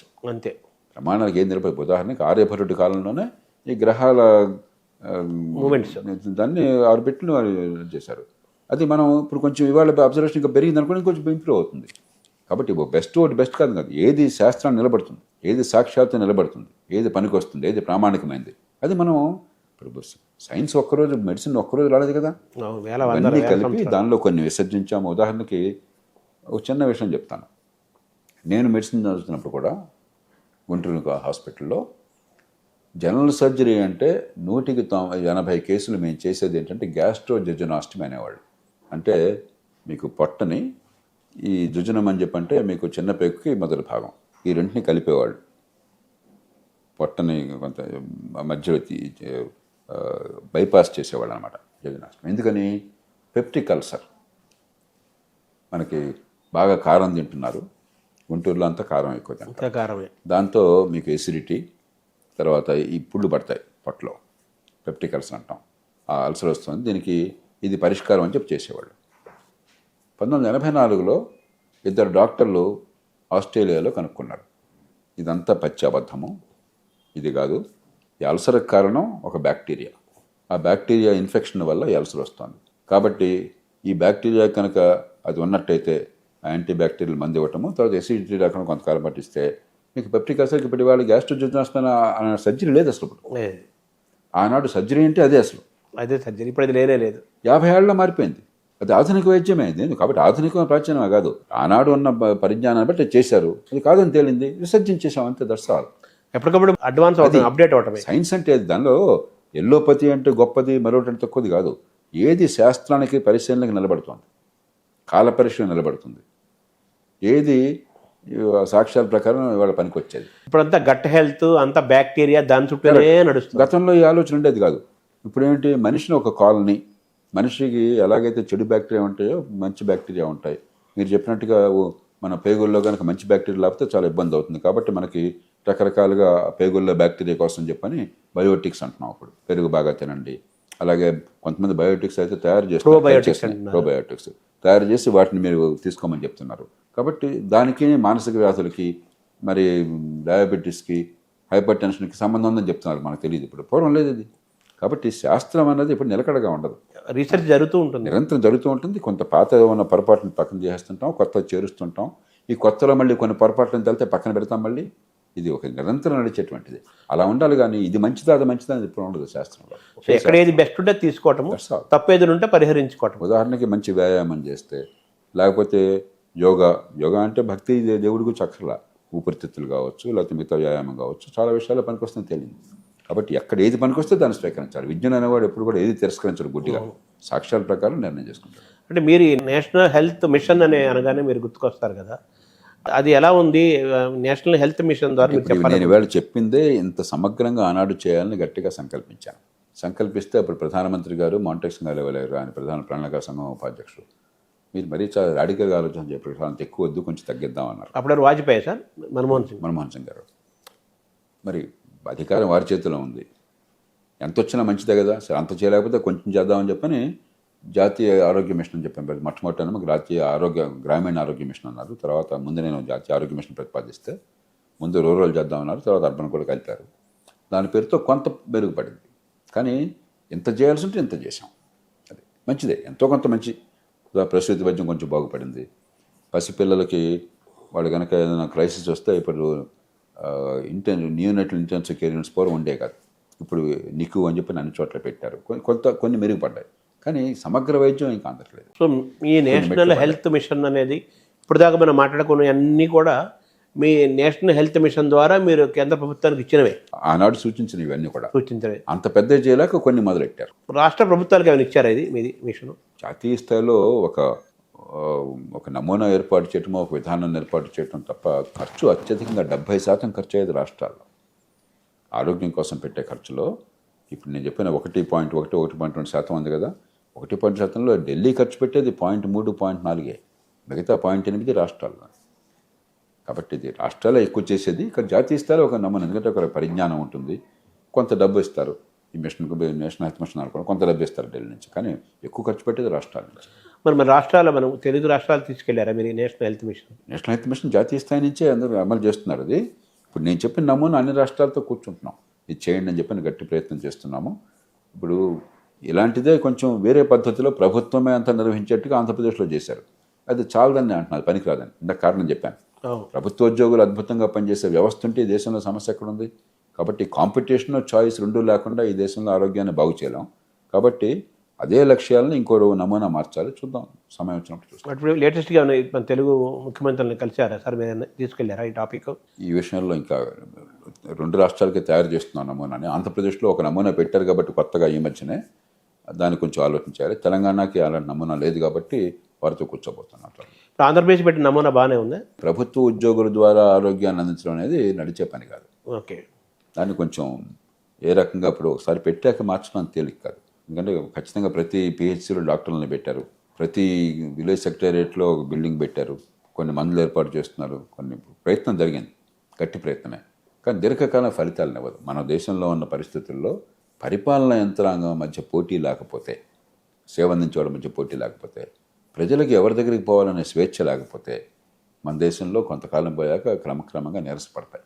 అందుకనే విద్య ఆరోగ్యం సరిగ్గా అందట్లేదు. అంటే మన ప్రపంచంలో ఏ దేశాన్ని మనం భారతదేశం ఆదర్శంగా తీసుకోవాలి సార్ ఈ విషయంలో, ఈ హెల్త్ మిషన్? ప్రతి దేశానికి ఒక వినూత్న పరిస్థితి ఉన్నది. కానీ నా దృష్టిలో ప్రపంచానికి ఆదర్శమైన దేశం ఈ విషయంలో సింగపూర్. సింగపూరు ప్రభుత్వం పెట్టే ఖర్చు కేవలం 3-3.5% జాతీయ ఆదాయంలో. ప్రజల నుంచి వివిధ రూపాయల్లో 3% ఖర్చు అవుతుంది. కానీ ఆరోగ్యం ఫలితాల్లో ప్రపంచంలో నెంబర్ 1. అతి తక్కువ ఖర్చు, ఇది కాస్త ఖర్చు పెట్టి మంచి ఆరోగ్యం ఇచ్చే దేశాల్లో అత్యుత్తమ ఫలితాలు. చాలా ఎక్కువ ఖర్చు, మంచి ఫలితాలు రాని దేశం అమెరికా. ప్రభుత్వం 9-10% పెడుతుంది, 9% పెడుతుంది. ప్రజలు ఇంకో 9% పెడుతున్నారు, 18%. అంటే సంపాదించే డబ్బులో ప్రతి 5 రూపాయలకి 1 రూపాయి ఆరోగ్యం కోసం ఖర్చు అవుతుంది ఆ దేశంలో. కానీ ఫలితాలు రావట్లేదు అంటున్నారు. అత్యద్భుతమైన అత్యాధునిక చికిత్స అక్కడ అందుతుంది కోట్ల రూపాయలతో. కానీ ఆరోగ్య ఫలితాలు మీరు చూస్తే 39-38 ఈ స్థానాల్లో ఉంటుంది అక్కడ. అంటే సంపన్న దేశాలన్నింటిలో అట్టడుగు ఉంటుంది ఆ ఇండెక్స్లో. అంటే నెంబర్ 1 సింగపూర్ అంటారా? సింగపూర్ తరహా ఎందుకు మనం బిల్డ్ చేసుకోలేకపోతున్నాం? దానిలో ఏం చేశారంటే సింగపూరు ఇప్పుడు ఒక దీర్ఘదృష్టి గల నాయకత్వం ఎంత గొప్పదో మీరు చూడండి. లీ కువాన్ యూ 1960ల దశకంలోనే ఆ రోజుల్లో బ్రిటన్ గొప్ప నమూనా, ప్రపంచానికే బ్రిటన్ ఆదర్శప్రాయం, నేషనల్ హెల్త్ సర్వీస్ అని చెప్పని 1948లో రెండో ప్రపంచ యుద్ధం తర్వాత, మీకు గుర్తుండి ఉంటుంది, రెండో ప్రపంచ యుద్ధంలో యుద్ధం అయ్యాక యుద్ధాల్లో గెలిపించినప్పుడు నాయకత్వాన్ని ఇచ్చిన చర్చిని ఓడించారు. ప్రపంచ చరిత్రలో ఒక ప్రపంచ యుద్ధంలో సాటిలేని మేటి నాయకత్వాన్ని ఇచ్చి అంత పెద్ద యుద్ధంలో వినాశనం నుంచి కాపాడి విజయాన్ని సాధించిన నాయకుడిని ఓడించడం ఇంకెప్పుడు జరగల. ఎందుకు ఓడించారు? ఆ యుద్ధంలో ఏమైందంటే 2 పెద్ద మార్పులు వచ్చినాయి బ్రిటిష్ సమాజంలో. అప్పటిదాకా ఆడవాళ్ళు అంటే ఇంట్లో ఉండేవాళ్ళు, వంటింట్లో ఉండేవాళ్ళు. కానీ యుద్ధంలో మగవాళ్ళంతా యుద్ధ భూమిలో ఉంటే ఆడవాళ్ళంతా కూడా ఇక్కడ ఫ్యాక్టరీలని, ఇక్కడ ఆఫీసులు నడిపారు. అలాగే బ్రిటన్లో క్లాస్ సిస్టమ్, పై క్లాసు కింద క్లాసు, భూస్వాములు ఓనర్లు, కింద క్లాసు, మన కులాల్లాగా. కానీ యుద్ధంలో వీడు వాడు కలిసి ఒకటి ప్రాణం ఒకటి కాపాడుకోవడం కోసం కలిసి పోరాడి ప్రాణాలు కోల్పోయారు, ప్రాణాలు కాపాడుకున్నారు. కాబట్టి సమాజంలో చాలా పెద్ద మార్పు వచ్చేసింది ఈ యుద్ధం కారణంగా. దాంతో ప్రజల మనసుల్లో అసలు ఈ పరిపాలన ఏమిటి, ప్రభుత్వం ఏంటి, మన జీవితాలు ఏంటని ఆలోచన రాగానే మంచి విద్య, మంచి ఆరోగ్యము, మన ప్రజల జీవన ప్రమాణ ప్రకటన చెప్పనేది బాగా మనసులోకి వచ్చింది. డామ్మని ఓడించేసి వాటి కోసం నిలబడి లేబర్ పార్టీని గెలిపించారు. ఆ లేబర్ పార్టీ అట్లీ నాయకత్వంలో వచ్చింది. వాళ్ళే మన దేశం స్వతంత్రం ప్రకటించింది కూడా అట్లీ నాయకత్వంలోనే. అనురన్ బెవాన్ అని చెప్పని ఒక ఆయన్ని ఆరోగ్య మంత్రిగా చేశారు. మెల్కామ్ బెవరిడ్జ్ అని చెప్పని ఒక ఆయన్ని ఒక రిపోర్ట్ తయారు చేయమన్నారు. ఆయన సమూలంగా అధ్యయనం చేసి ఆలోచించి ఆనాడు 1947లో ఒక రిపోర్ట్ తయారు చేశాడు. ఆరోగ్యం అందరికీ, ప్రధానమంత్రి నుంచి సామాన్యుడి దాకా జేబులోంచి పైసా ఖర్చు కాకుండా ఆరోగ్యం అందరం అట్లా, ఇది మరొక సూత్రం. దానికి అనుగుణంగా 1948 జూలైలో దీన్ని అనురన్ బెవాన్ తయారు చేశాడు. గొప్ప ఆరోగ్య, అసలు ముందు సంకల్పమే గొప్పది. ఒక రాజు నుంచి సామాన్యుడి దాకా పైసా ఖర్చు కాకుండా మంచి ప్రమాణాల ఆరోగ్యం సమానంగా అందడం అనేది అసలు ఊహే చాలా గొప్పది అన్నాడు. అది అమలు బాగా చేశారు. కానీ ఆనాడే సింగపూర్లో లీ కువాన్ యూ గుర్తించాడు, ఇవాళ బాగుంది కానీ దీర్ఘకాలం నడిచేది కాదు, కష్టాల్లో పడుతుంది. ఎందుకంటే ఏ మనిషికి తన ఆరోగ్యాన్ని తాను కాపాడుకునే ఇన్సెంటివ్ దీనిలో ఇవ్వాల.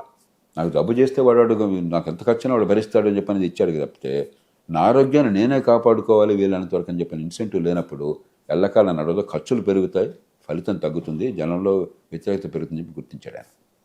బ్రిటన్లో ప్రస్తుతం జరిగింది అదే. అక్కడ ఎవరిని అడిగినా కూడా అది గొప్ప వ్యవస్థ అంటారు, తిడతారు. 6 నెలలు పడుతుంది డాక్టర్ని కలవాలంటే, తలప్రాణం తొక్కొస్తుందని చెప్తారు. అందుకని ఆయన ఏం చేశాడు, దానిలో చాలా గ్రేడెడ్గా తయారు చేశాడు. నా ఆరోగ్యాన్ని నేనే కాపాడుకోకపోతే నాకే నష్టం వస్తుంది, నా కోసమే నేను చూసుకోవాలి. అదే సమయంలో గవర్నమెంట్ చేస్తుందని చెప్పి ఈ రెంటిని సమగ్రంగా కలిపి 3 రకాల నిధులను ఏర్పాటు చేశారు. చేసి ప్రభుత్వం నుంచి 3-3.5% ఖర్చు పెడితే 3-3.5% ప్రజల నుంచి వస్తుంది వివిధ రూపాల్లో. అదే సమయంలో మరి చాలా పెద్ద వైద్యం కావాలి, వాళ్ళ చేతుల్లో శక్తి లేదని చెప్పి వాళ్ళకి ప్రభుత్వం మళ్ళీ ఉచితంగా ఏర్పాటు చేస్తుంది. చాలా చక్కగా నమూనా ఏర్పాటు చేశారు. దాంతో అటు ఖర్చు తగ్గింది, ప్రజల మీద ప్రభుత్వం భారం తగ్గింది, అత్యుత్తమ ప్రమాణ ఆరోగ్యం ఉంటుంది. మన వాళ్ళు ఎందుకు దీన్ని ఇంప్లిమెంట్ చేయలేకపోతున్నారు? మనం అందుకనే ఇప్పుడు మనం ఒక్కసారి అన్నీ తీసేసి కొత్త చేయలేం. దానిలో పనికొచ్చేవన్నీ మనం స్వీకరించి ఆ రూపంలో మనం చేయాలి. ఇప్పుడు ప్రస్తుతం ఆ కసరత్తు చేస్తున్నాం. అంటే మనం ప్రారంభంలో అనుకున్నట్టుగా వ్యక్తిగతంగా తన ఆరోగ్యాన్ని తాను ఎలా కాపాడుకోవాలి అనే దగ్గర నుంచి ప్రభుత్వాల వరకు, ప్రభుత్వాల పాలసీ మేకర్స్ వరకు కలిసి నడిస్తే సింగపూర్ లాగానే ది బెస్ట్ హెల్త్. ఇప్పుడు ఉదాహరణకి ఏంటంటే, ఇప్పుడు నేను ఉన్నాను, నిన్న పొద్దున్న నేను 3 గంటలు లేచాను, 6 గంటలకి విమానం ఎక్కాను, రాత్రి వచ్చేసరికి 10:30, 11, 12 గంటలు. పొద్దున్నే మామూలుగా రోజు 5 గంటలు లేచి నేను వాకింగ్కి విధిగా వెళ్తాను. రాత్రి లేట్ అయింది కాబట్టి నిన్న రాత్రి కూడా నిద్రపోలేదు కాబట్టి నేను అలారం ఆపేసి మెలకు వస్తే చూద్దాంలే అనుకున్నాను. 5:30 కరెక్ట్గా మెలకు వచ్చింది. ఒక క్షణం చాలా బద్ధకం వేసింది, ఏం వెళ్తానులే బాబులు అంటారు. కానీ బద్ధకం వదిలించుకొని లేచి గబాబా రెడీ అయిపోయి 6 గంటల వాకింగ్కి వెళ్ళాను. వాకింగ్కి వెళ్ళాలా లేదని నా నిర్ణయం. రోజు కనుక వ్యాయామం చేస్తే ఆరోగ్యం బాగుంటుంది, నాకు వచ్చే లాభం ఇది. నాకు ఆరోగ్యం, నేను వ్యాయామం చేసినా చేయకపోయినా, ఆరోగ్యాన్ని కాపాడుకపోయినా కూడా, ఎన్ని లక్షల రూపాయలు ఖర్చు అయినా కూడా ఎవడో పెట్టేస్తారు, నాకేం తేడా కానీ నాకు కొంచెం తగ్గుతుంది ఇంట్రెస్ట్. సింగపూర్లో ఏం చేశారంటే, నా ఆరోగ్యాన్ని నేను కాపాడుకుని నాకు ఖర్చు తగ్గి ఏర్పాటు చేశారు. వాళ్ళు డిజైన్ చేసిన పద్ధతి ఏమిటంటే, అక్కడ పెట్టే ఖర్చులో కొంత కోపేమెంట్ ఉంటుంది. ఇలా దీనివల్ల ఏమైంది, ఆరోగ్యాన్ని కాపాడుకోవటమే కాకుండా భారం కూడా తగ్గుతుంది, ఒక ఇన్సెంటివ్ అనమాట. ఇట్లాగా చాలా డిజైన్లో చాలా చక్కగా చేశారనమాట. మనం దాన్ని పూర్తిగా అధ్యయనం చేసి మనమన్న పరిస్థితులు ఏ రకంగా అన్వయించుకోవాలి.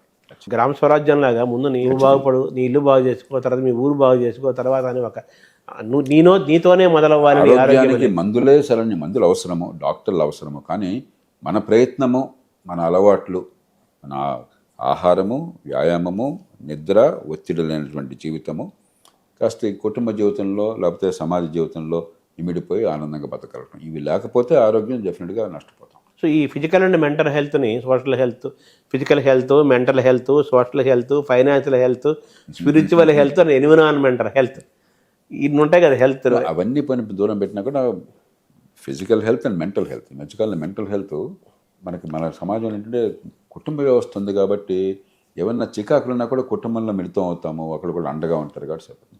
ఇప్పుడు ఏమవుతున్నాయి, కుటుంబాలు విచ్ఛిన్నం అవుతున్నాయి, న్యూక్లియర్ కుటుంబాలు అవుతున్నాయి. న్యూక్లియర్ కుటుంబాల్లో కూడా పట్టణాల వాసం అయినట్టయితే భార్యాభర్త ఇద్దరు పనిచేస్తుంటారు, పిల్లలు ఒక పక్కన ఇంకో పక్కన. కాబట్టి మనకు కొద్దిగా క్రమక్రమంగా ఇతర దేశాలంత తీవ్రంగా కాకపోయినా కొద్దిగా మానసిక వ్యాధుల ప్రాబల్యం పెరుగుతుంది. మరి ఖర్చు ఎక్కువ పెరగకుండా దానికోసం సైకియాట్రిస్టులు కావాలి, పెద్దదానికంటే కష్టం. మళ్ళీ ఖర్చు ఎక్కువ కాకుండా ఈ మానసిక వ్యాధులను కనుక్కునే ప్రయత్నం ఇప్పటి నుంచే మొదలెట్టాలి. కుటుంబాలు కొంత శ్రద్ధ తీసుకోవాలి, కాలేజీలు స్కూళ్ళు శ్రద్ధ తీసుకోవాలి, కొంచెం కౌన్సిలింగ్ కానీ మరొకటి కానీ. తర్వాత సైకియాట్రిస్ట్ అంతమందిని పెట్టలేకపోయినా కొంతమంది సైకాలజిస్ట్ వాళ్ళని కొద్దిగా అవసరమైన చోట ఏర్పాటు చేయాలి. అది ఎక్కడ చూసినా కూడా అది ఒక సమస్య కనిపిస్తుంది. ఈ మధ్యకాలంలో మీరు చూడండి, ఈ మధ్యన ఎక్కడ విన్నాం మనం, మరి ఒక మానసిక వ్యాధికి చెందినవాడు గొప్ప మనిషిని కత్తిపరిచి చంపేశాడు.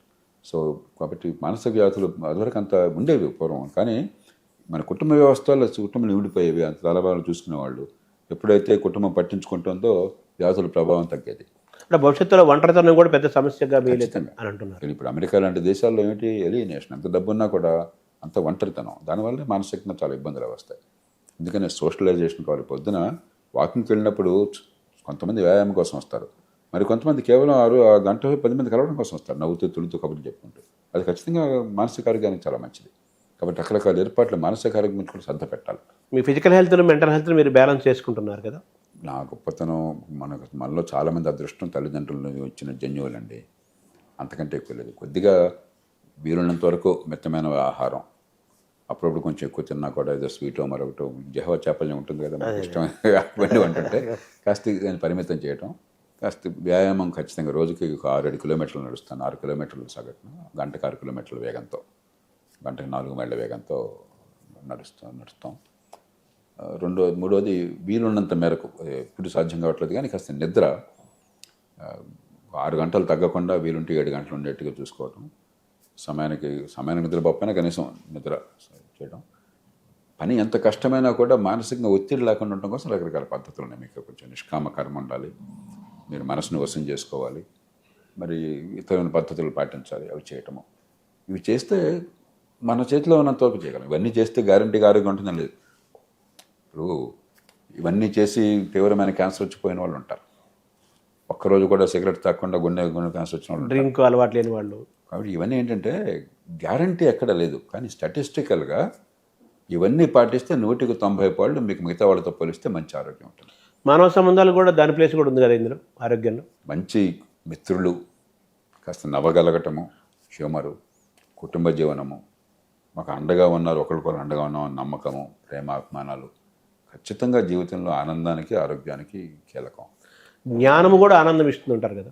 జ్ఞాన సిద్ధి ఆ స్థాయికి వెళ్ళిన మనుషులకి, చాలామందికి జ్ఞానం పొందాలంటే చాలా బాధగా అనిపిస్తుంది.